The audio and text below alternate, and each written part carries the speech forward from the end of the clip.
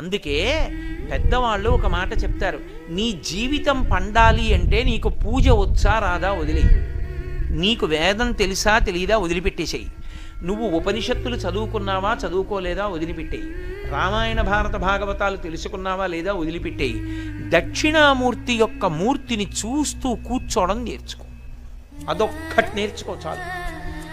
ఏమక్కర్లేదు, ఇంకా దక్షిణామూర్తిని పెట్టుకుని రోజు కాసేపు ఆయన్ని చూస్తే చాలు. మీకు నేను ఇంకా విచిత్రమైన విషయం చెప్పనా, చంటి పిల్లలు కొంచెం కొంచెం పెరిగి పెద్దవాళ్ళు అవుతున్నప్పుడు ఇంట్లో అందమైన దక్షిణామూర్తి విగ్రహం ఉండి, విగ్రహం అంటే ఫోటో కనీసం ఉండి, పిల్లలు కాసేపు దాని వంక చూడడం అలవాటైతే మీరు చూడండి, నేను యథార్థం చెప్తున్న, పెద్దలు నిర్ణయం చేసింది, వాళ్ళు కళ్ళు తిప్పి ఆడుకుంటూ ఆడుకుంటూ పాకడం కూర్చోవడం వచ్చినప్పుడు చూసినప్పుడు వాళ్ళు నిశ్చలంగా కాసేపు ఇలా దక్షిణామూర్తి వంకే చూస్తారు. పిల్లలు చిన్నతనంలో దక్షిణామూర్తి వంక అలా ఎదురుగుండా కూర్చుని చూస్తే 2 ఫలితాలు వస్తాయి, అపమృత్యు దోషం పోతుంది, సరస్వతి కటాక్షం కలుగుతుంది.